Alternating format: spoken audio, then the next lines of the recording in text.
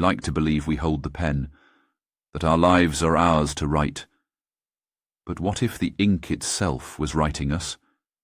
Tonight's tale tells of a manuscript that does more than remember, it claims. His name was Nathaniel Hargrove, a quiet man, tucked away in a forgotten corner of London, where Victorian shadows still clung to the eaves like reluctant ghosts. His third-floor apartment in Blackfriars Court sat above a perpetually closed antique shop, its windows filmed with decades of grime. His days were defined by a narrow ritual: breakfast at dawn, always 2 soft-boiled eggs and toast cut into precise triangles, a solitary walk through streets that never quite warmed beneath the sun. To the small publishing house where he proofread manuscripts, and an evening spent in his apartment, surrounded by shelves of books he'd read and reread until their words blurred together, the pages yellowed and brittle from his touch. The scent of old paper clung to him like cologne. His was a life lived in margins, unnoticed, unremarkable, a human footnote in a city that had long since turned the page. Until the manuscript arrived. It came one grey morning in late October, when the London fog hung so thick it seemed to press fingerprints against his windows. The manuscript was delivered not by postman, but left leaning against his door. A thick sheaf of yellowed paper tied with fraying twine that seemed to pulse between his fingers like something alive. No return address, no sender's mark. Only his name, written in a sharp, angular hand across the top page. The ink, an unsettling shade that wasn't quite black, more the colour of dried blood under poor light. Curiosity eclipsed caution. Nathaniel untied the bundle with trembling fingers, settling into his worn armchair, the one that had moulded itself to his slight frame over 15 years of faithful service. As the rain pressed against the window with insistent, skeletal taps. The title read, The Binding Oath. Beneath it, a subtitle, A Life in 7 Chapters. The typography was peculiar. Certain letters seemed to shift when he wasn't looking directly at them, realigning themselves when his gaze returned. He turned the page and froze, blood draining from his face, leaving his skin as pallid as the paper before him. It was his life. Every event, every private sorrow, every fleeting joy, meticulously recorded in that same unsettling handwriting. His childhood fears, the basement stairs in his grandmother's house where something waited in the darkness, breathing. His adolescent dreams, Sarah Milbury from 7th form, whose laugh made his chest ache with longing. The lovers lost and forgotten. Eleanor, who left him for Paris with nothing but a note that still resided, folded into 8ths, in his desk drawer. Each chapter spiraled deeper into his existence, dredging up memories he had buried so long ago. He had nearly convinced himself they were never real. The shameful ones, too. The night he'd stolen money from his dying father's wallet. The cruel words he'd spoken to his mother at her hospital bedside, words she never lived to hear him retract. But then, Chapter 6 ended mid-sentence, the ink trailing off into a shaky line, as if the writer's hand had been forcibly pulled away. The next page was blank, no matter how many pages he turned, and there were dozens, perhaps 100. Chapter 7 was empty, just a heading and silence, just endless cream-coloured emptiness stretching before him like a void. Nathaniel stared at it, heart pounding so violently he could see his shirt trembling against his chest. How could it know? Who had written this? And why leave it incomplete? A terrible thought gripped him. Was Chapter 7 unwritten because it hadn't happened yet?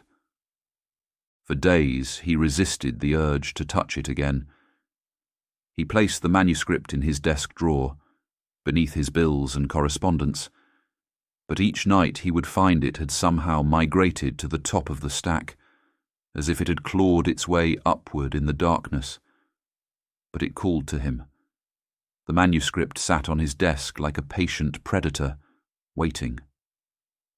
And on the fourth night, unable to sleep, his sheets soaked with cold sweat, Nathaniel lit a single lamp and retrieved a pen, his father's fountain pen, an heirloom he had never before used.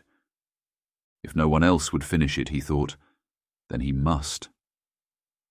The moment the ink touched the page, something shifted in the fundamental architecture of the world. At first, it was subtle.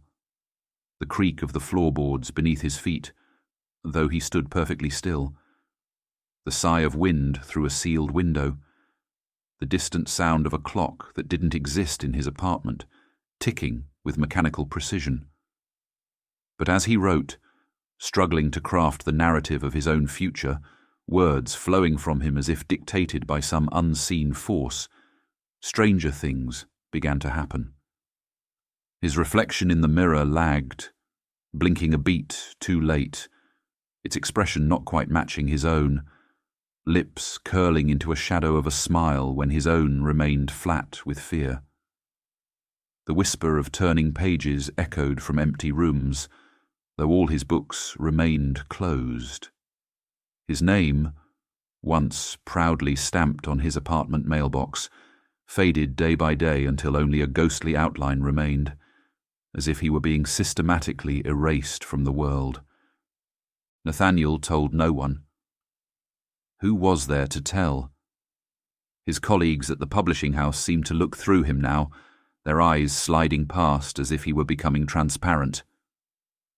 Once, he gripped Mr. Peterson's arm, desperate for acknowledgement, only to watch in horror as his fingers sank into the man's flesh as if into clay, leaving no mark when he pulled away. But the manuscript seemed to pulse with life now, the ink darkening to that same blood-russet shade, the pages warping as though absorbing every word, every breath, growing thicker while Nathaniel himself grew gaunt, his wrists thin enough to encircle with thumb and forefinger. And soon, things began to vanish. First, small objects. A silver bookmark left to him by his grandmother, a photograph of his parents on their wedding day, a chipped blue teacup he'd had since university.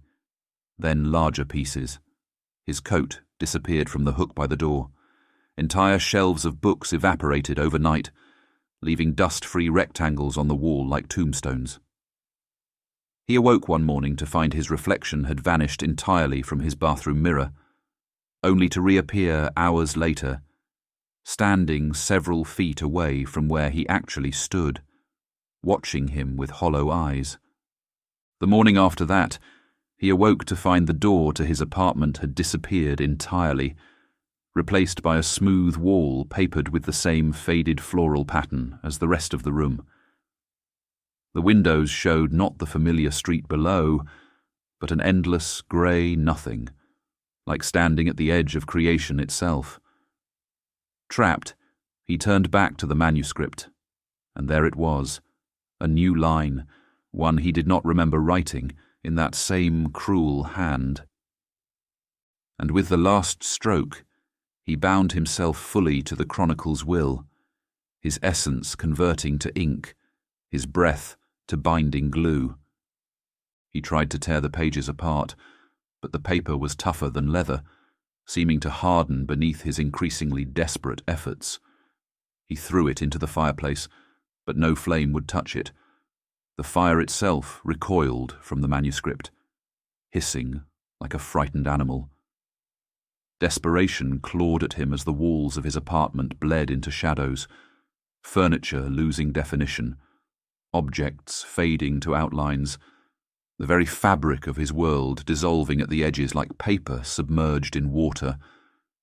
In his final moments, as he gripped the manuscript with shaking hands, hands that were becoming translucent, the bones visible as dark shadows beneath his skin, he noticed something terrible.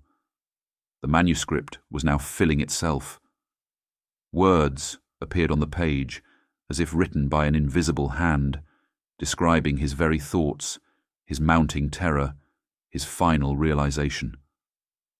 A voice, not his own, whispered from the page, a dry, rasping sound like insects skittering across parchment. The binding oath is complete. Chapter 7 is sealed. Your life is my ink. And then, nothing. Silence. Emptiness. 3 days later, a young courier delivered a package to a different address across London. A Ms. Eleanor Ashcroft, a woman known for her morbid curiosity and collection of occult artifacts, opened her door to find a manuscript tied with twine, her name written across it in a sharp, angular hand.